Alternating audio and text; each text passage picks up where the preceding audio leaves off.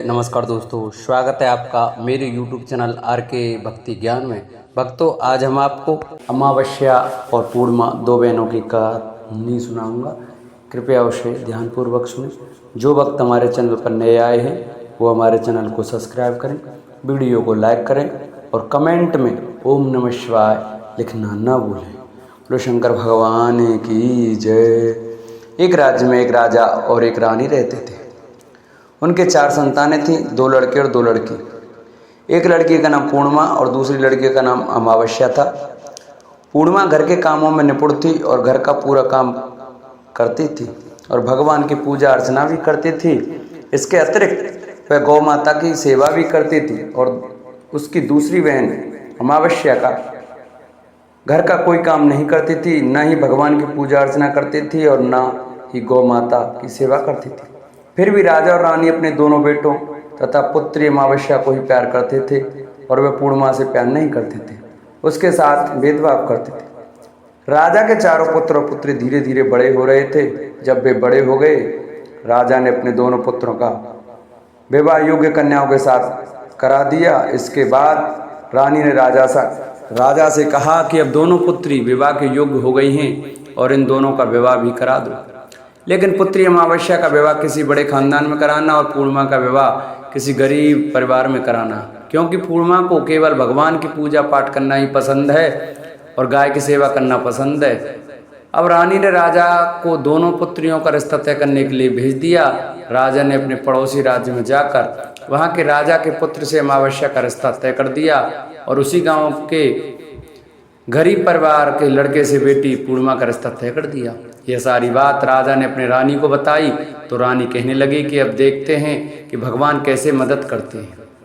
यह बहुत ही पूजा पाठ करती है और भगवान में मग्न रहती है। पूर्णिमा के कई भाई और भाभी पूर्णिमा से बहुत प्यार करते थे, क्योंकि पूर्णिमा उनके घर के कामों में उनका साथ देती थी और उनकी दूसरी बहन अमावस्या इस पर अपना रौब जमाती थी और घर का कोई काम काज नहीं करती थी।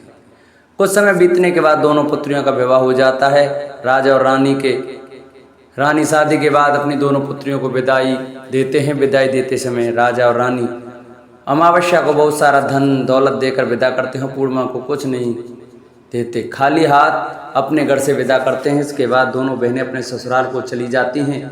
कुछ दिन बीत जाते हैं और एक दिन अमावस्या अपने घर पर शिव जी की कथा कराती है, जिसमें वह सभी गाँव वालों को आमंत्रित करती है और अपनी बहन पूर्णिमा को नहीं बुलाती है। जब गांव की सभी औरतें अमावस्या के यहाँ जाती हैं तो यह सभी दृश्य पूर्णिमा अपने दरवाजे से बाहर खड़ी होकर देख रही होती है। तो वहाँ से गुजर रही औरतें पूर्णिमा से कहती हैं कि तुम्हारी बहन के यहाँ शिव जी की कथा रखी है, क्या तुम नहीं चलोगी? पूर्णिमा ने कहा, मुझे निमंत्रण नहीं आया है, मैं नहीं जा सकती। सभी गाँव की औरतों ने पूर्णिमा से कहा, नहीं बुलाया तो क्या हुआ, भगवान शिव की कथा है, तुम हमारे साथ चलो। गांव की सभी औरतों की बात मानकर पूर्णिमा भी उनके साथ भगवान शिव की कथा में अमावस्या के घर चली जाती है। जब अमावस्या की नज़र पूर्णिमा पर पड़ती है तो वह कहती है कि तुम यहाँ कैसे चली आई, मैंने तो तुम्हें बुलाया नहीं था। खैर कोई बात नहीं, अब तुम आ गई हो तो बैठ जाओ। और यह कहते हुए अमावस्या पूर्णिमा की दरिद्रता का भी मजाक उड़ाती है।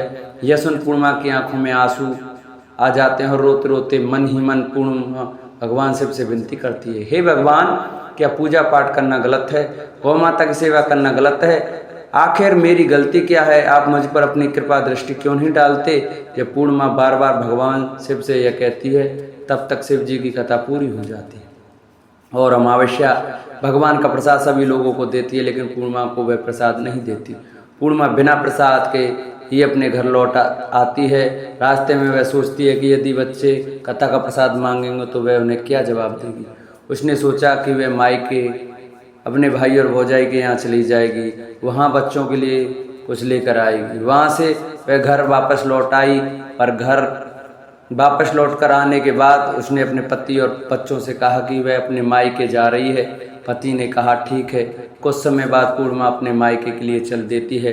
रास्ते में एक चबूतरा पड़ता है जिस पर तुलसी का पौधा लगा है।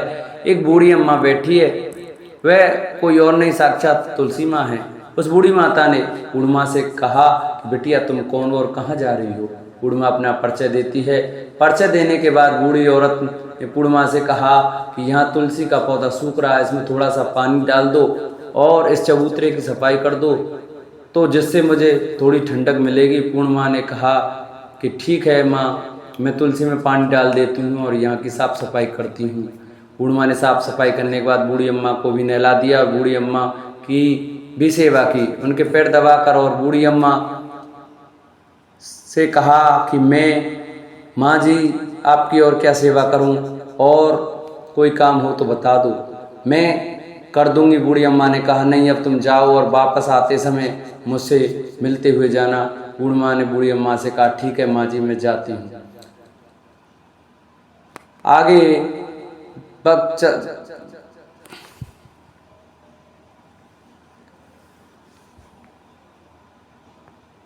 वापस आते वक्त आपसे मिलते हुए जाऊंगी। कुछ दूर आगे चलने के बाद एक शिव मंदिर आता है, वहाँ उसे बाबा मिले जो मंदिर के बाहर बैठे हुए थे।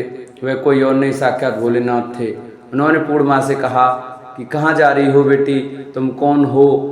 तब पूर्णिमा ने अपना पर्चा दिया। फिर बाबा ने कहा, पूर्णिमा से कहा इस चबूतरे की और इस मंदिर की सफाई कर दो। तब पूर्णिमा ने मंदिर की और चबूतरे की सफाई कर दी और वहाँ पर पूजा पाठ भी की और साफ सफाई पूजा अर्चना के बाद उन्होंने बाबा को भी नहला दिया। और उसने कहा कि बाबा और कोई काम हो तो बताइए।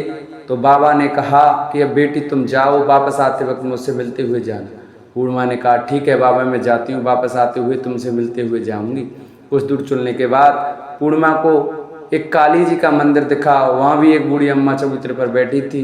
उस बूढ़ी औरत ने भी पूर्णिमा से कहा कि बेटी तुम कौन हो, कहाँ जा रही हो? तब पूर्णिमा ने उस बूढ़ी औरत को भी अपना परिचय दिया। बूढ़ी औरत ने पूर्णिमा से कहा कि यहाँ पर सभी पूजा पाठ करने के लिए आते हैं, लेकिन मंदिर की सफाई कोई नहीं करने आता, इसलिए तुम मंदिर की और चबूतरे की सफाई कर दो। पूर्णिमा ने कहा ठीक है माँ जी। और पूर्णिमा मंदिर की और चबूतरे की सफाई कर देती है और पूजा पाठ भी करती है और माता जी का श्रृंगार करती है और वह बूढ़ी अम्मा को भी नहला देती है और बूढ़ी अम्मा के पैर दबाती है और कहती है कि सभी काम हो गया माँ जी, और कोई काम हो तो बताइए। बूढ़ी अम्मा कहती है नहीं बेटी तुम जाओ, लेकिन वापस आते वक्त मुझसे मिलते हुए जाना। पूर्णिमा कहती है ठीक है और वह आगे चलती है। चलते चलते एक नदी आती है, वहाँ पर भी एक बूढ़ी अम्मा बैठी रहती है और कहती है कि बेटी तुम कौन हो, कहाँ जा रही हो? उसे भी पूर्णिमा अपना परिचय देती है। बूढ़ी औरत पूर्णिमा से कहती है कि नदी पर स्नान करने के लिए यहाँ सब आते हैं, लेकिन यहाँ की साफ सफाई कोई नहीं करता, इसलिए तुम इस किनारे पर सफाई कर दो। पूर्णिमा कहती है ठीक है माँ जी, और वहाँ की साफ सफाई कर देती है। और वह बूढ़ी अम्मा के पैर दबाती है और कहती है माँ जी और कोई काम हो तो बताइए। बूढ़ी औरत कहती है कि कुछ नहीं बेटी तुम जाओ, लेकिन वापस आते वक्त मुझसे मिलते हुए जाना। और वह नाव से नदी के किनारे तक पहुँच जाती है और वह अपने मायके में पहुँचती है और वहाँ पर पूर्णिमा के भाई और भाभी उसे देखकर बहुत खुश हो जाते हैं और वे पूर्णिमा की बहुत खातिरदारी करते हैं और उससे बहुत सारी बातें करते हैं और कहते हैं कि बच्चों को भी साथ लेकर आती तो बहुत अच्छा होता। कुछ समय के बाद पूर्णिमा ने अपनी भाभी से वापस जाने को कहा तो उसकी भाभी ने उसके लिए एक थैले में साड़ी और बच्चों के लिए कपड़े और खाने पीने की कुछ चीज़ें रख दी और कहा कि तुम बहुत दिनों के बाद आई हो। और पूर्णिमा भी भाभी ने वह थैला पूर्णिमा के हाथ में दे दिया और कहा कि जाओ और बहुत जल्दी वापस आना। पूर्णिमा अपने घर को निकल गई और उसी नदी के किनारे पहुंची और नाव में बैठ दूसरे किनारे पर उतर गई। वहां उतरने के बाद बूढ़ी अम्मा मिली जो साक्षात गंगा मैया थी। उस बूढ़ी अम्मा ने पूर्णिमा को थैला दिया और कहा कि तुम अपने घर जाकर इस थैले को खोलना। पूर्णिमा के पास अब 2 थैले हो गए। उन्हें लेकर पूर्णिमा वहाँ से रवाना हुई। कुछ दूर चलने पर काली माँ का मंदिर आया। वहाँ पर काली माँ बूढ़ी माँ के रूप में विराजमान थी। उसने कहा कि बेटी आ गई? पूर्णिमा ने कहा हाँ माँ जी मैं आ गई। तो काली माँ ने भी उसे थैला दिया और कहा तुम ये लो अपने घर जाकर खोलना। पूर्णिमा के पास 3 थैले हो गए थे। पूर्णिमा को आगे कुछ दूर जाने पर शिव जी का मंदिर आया जहाँ बाबा के रूप में शिव जी स्वयं विराजमान थे। बाबा ने कहा कि पूर्णिमा तुम वापस आ गई? पूर्णिमा ने कहा हाँ बाबा मैं वापस आ गई। बाबा ने भी पूर्णिमा को थैला दिया और कहा कि यह थैला तुम घर जाकर ही खोलना। पूर्णिमा ने कहा ठीक है। अब पूर्णिमा के पास 4 थैले हो गए थे। पूर्णिमा ने सोचा 4 थैले को अब कैसे ले जाया जाए। उन्होंने एक पुरानी साड़ी निकाली और उन सभी थैलों को एक गठरी बना लिया और सर पर रखकर वहाँ से निकल गई। कुछ दूर जाने के बाद उन्हें तुलसी माता बूढ़ी औरत के रूप में मिलती हैं और कहती हैं, पूर्णिमा तुम आ गई। हाँ माँ जी मैं आ गई। वह बूढ़ी औरत भी उसे एक थैला देती है और कहती है कि यह थैला तू अपने घर जा कर ही खोलना। पूर्णिमा कहती है ठीक है माँ जी। अब पूर्णिमा के पास 5 थैले हो गए। पूर्णिमा वहाँ से रवाना हुई तो वापस अपने घर पहुँच गई। पूर्णिमा ने थैलों को नीचे रखा और सबसे पहले अपने मायके का थैला खोलकर देखने लगी। उसमें बच्चों के लिए अच्छे अच्छे कपड़े और खाने पीने की चीज़ें थीं और उसमें कुछ गहने भी रखे थे। पूर्णिमा ने अपने बच्चों को कपड़े दे दिए और खाने पीने की भी चीज़ें बच्चों को दे दी। यह सब लेकर वह बहुत खुश थे। अब पूर्णिमा ने दूसरा थैला खोला जो गंगा मैया ने दिया था। उसमें ढेर सारे हीरे जवाहरात सोना चांदी आदि थे। इसके बाद अब पूर्णिमा ने तीसरा थैला खोला जो उसे काली माँ ने दिया था। उसमें बहुत सारा सोना श्रृंगार का सामान भरा हुआ था। इसके बाद पूर्णिमा ने चौथा थैला खोला जो उसे भगवान शिव ने दिया था। उसमें बहुत सारा धन संपत्ति भरा हुआ था और बहुत सारी खुशियाँ भरी हुई थी। इसके बाद अब पूर्णिमा ने 5वां थैला खोला जो उसे तुलसी माँ ने दिया था। उसमें चावल दाल और 7 प्रकार की खाने की चीज़ों से भरा हुआ था। अब पूर्णिमा के घर में किसी भी चीज़ की कमी न थी। उसका घर धन धान्य से भरा हुआ था और अंततः पूर्णिमा और उसके परिवार में के सुख में जीवन व्यतीत करने लगा।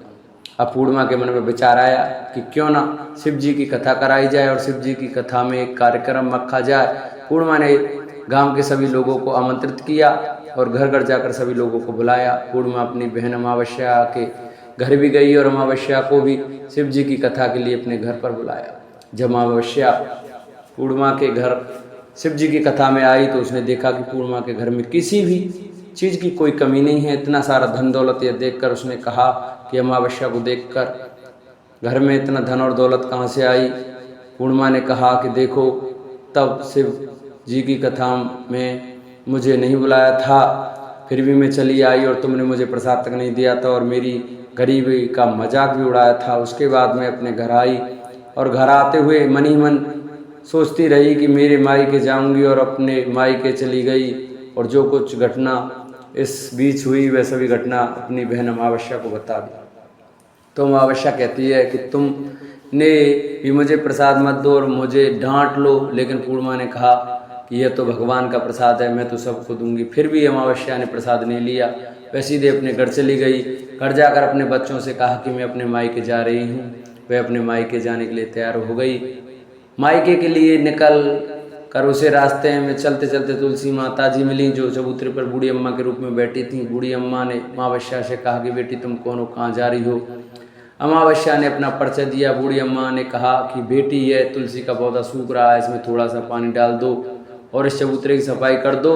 इस पर अमावस्या ने कहा कि बुढ़िया तुझको दिखाई नहीं दे रहा कि मैंने इतनी महंगी साड़ी पहन रखी है, गंदी हो जाएगी।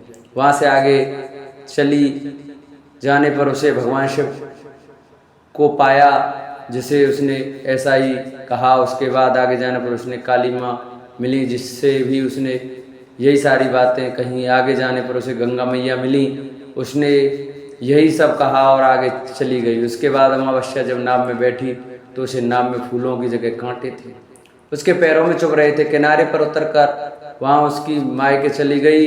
जब वहाँ उसे उसकी भाभियों और भाइयों ने देखा तो मन ही मन कहने लगे, काम की न काज की, ढाई अनाज की।